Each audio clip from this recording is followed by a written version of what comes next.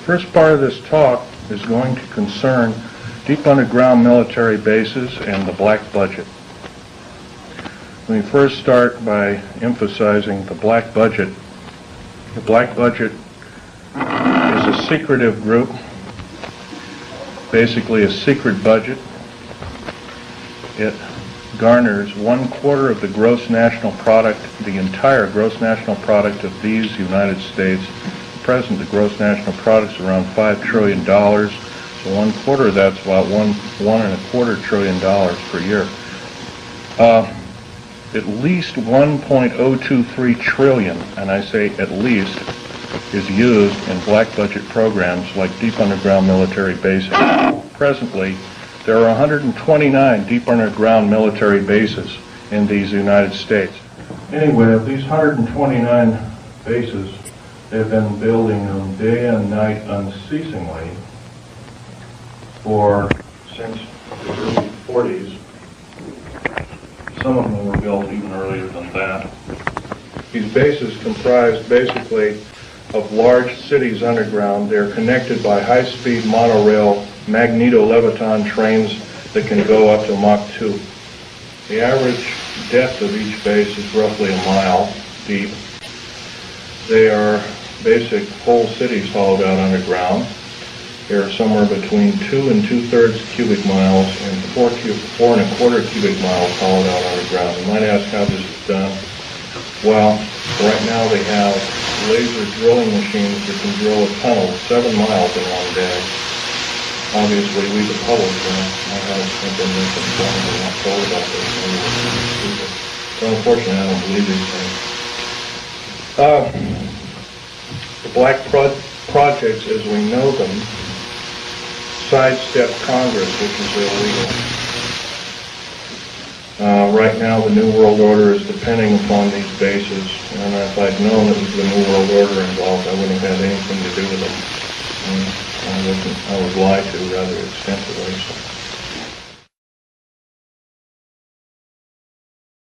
So, basically, the technology as we know it, for every calendar year that goes by, every 12-month calendar year, the military technology increases about 44.5 years. This is why it's easy to understand that back in 1943 they were able to create through vacuum tube technology, a ship that literally disappeared from one place and reappeared 400 miles later in another place. My father,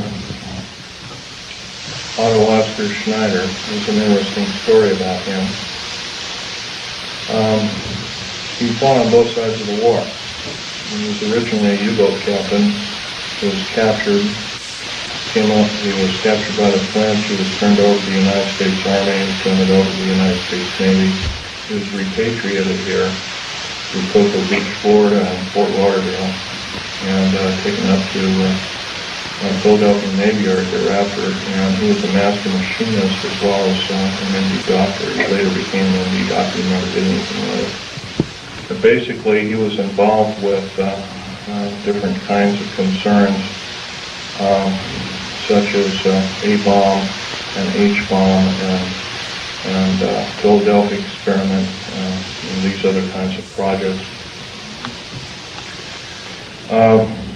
His groundwork, he invented a camera, a high-speed camera that took pictures of the first atomic tests in Bikini Island on the 12th of July, 1946, to which I have original photographs of, which show unidentified flying objects fleeing the bomb site at a high rate of speed. Bikini Island at the time was infested with things in various depths of its waters. The natives always saw them. The natives had problems with their cattle, basically pigs is what they raised, and other things. Well, this story has never come out. This is basically what happened.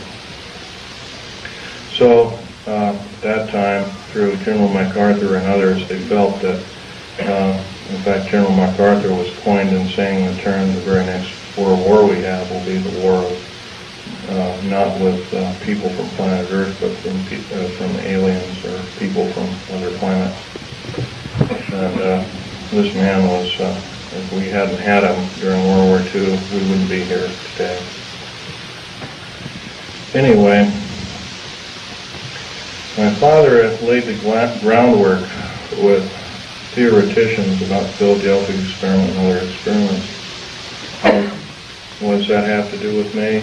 Other than the fact of that, all I can say is that if it wasn't for, he never told us kids this, and he kind of kept it secret until a couple of weeks before he died. I kind of regretfully say that. I don't agree with what he did on the other side of the pond in Nazi Germany, but I'll tell you one thing. I think he had a lot of guts in coming here and doing what he did. He was hated in his own land. In fact, there was a $1 million in gold reward for anybody who could kill him. Just bring the picture back of the dead person, and it never happened.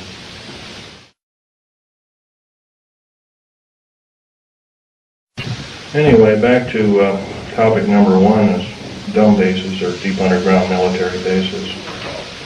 We've been basically lied to, folks. We've been lied to a long time. Number one, the alien question. Nobody really knows the truth. We've been ruined by Madison Avenue, has painted a very unrealistic picture of what's going on with outer space aliens and the inside of government, especially at Groom Lake. This particular facility, the hat shows, this wasn't the original insignia. This is kind of like a local fish wrapper type insignia. And the original insignia had a skunk on it because that was part of the infamous skunk words. So anyway, this particular base originally is housed up to 117 live alien critters, or whatever you want to call them. Right now, it's not housing much of anything. Most of the stealth hardware has been removed. They moved it over to Kirtland Air Force Base. First of all, I want to tell you about aliens and the alien agenda. Back in 1954, under the Eisenhower administration, the federal government decided to circumvent the Constitution of the United States and form a treaty outside of the borders of the United States, within the borders of the United States, basically a treaty from entities outside of the borders of the United States, and it was supposed to be secret. It was called the Greada 1954 Treaty, G-R-E-A-T-A, Greada 1954 Treaty. That basically said that the aliens could take a few cows and test their implanting techniques on a few human beings, but they had to give detailed lists of the people involved, etc., etc. Slowly but surely, the outer space aliens slowly altered the bargain until they decided they wouldn't go by it at all. And back in 1979, this was a reality. The firefight occurred kind of quite by accident. I was involved in building an addition to the deep underground military base at Dulce, New Mexico, which, by the way, is probably the United States' deepest base. It goes down 7 levels over 2.5 miles deep. But at that particular time, we had drilled 4 distinct holes in the desert ground, and we were going to link them together with shape charge explosives. And then we were going to basically blow out large sections at a time. Well, when I was my job at that time was to go down in these holes, gather rock samples, check them for their particularity or particle count, give a detailed account of what kind of chemical explosive or plastic explosive to use, and go from there. As I was headed down there, to my total surprise, outer space aliens, otherwise known as large grays, I was petrified, as most people might be. The only thing I could think of doing at the time was shooting at them. I killed 2 of them, but by the time I could reload and refire at that time, I had a Walter PPK pistol. I was an engineer, so I didn't feel I had to carry a gun underground. I always carried this particular one. It's nice and small, and it's quite effective. But anyway, I emptied, killed a couple of these things, and at that time there was several other groups of people down there. It's about 30 people total, and 30 to almost 40 or more came down there, and they all got killed. Basically what had occurred was that we surprised a whole under mountain base of existing aliens, and later I was to find out that we are not the highest on the food chain. These aliens have probably been living on our planet for different groups of aliens anyway, the short and the tall grays at least, for a million years living there. And this could explain a lot of the theory behind the ancient theory of ancient astronauts and these other kinds of things like that. Might also explain the bloodthirstiness of different kinds of native populaces like the Aztecs, etc., Olmecs and whatnot. Anyway, I got shot basically here, and their kind of weapon wasn't really a gun-like thing. It was kind of like a box that they had on their body that they could manipulate. And it burned a hole in me, and it split my ribs apart, and kind of gory and all that kind of stuff. But anyway, it also gave me a high dose of rather nasty cobalt radiation. And I later have cancer to this day. It's probably a result of it, although I can't prove that. Okay, the second part of my talk is topic number 2, and includes basically how this all occurred. How could we have possibly gotten involved? Well, we finished working with, we basically were beaten down by World War II, and I guess we were figured to be rather vulnerable as a populace in the world, which we were at the time. And I'm sure this is probably why we at our weakest point later found out to be vulnerable indeed, and so we were basically attacked. And of course, I think some of us, how many people here are familiar with the crash at Aztec, New Mexico? Raise your hand.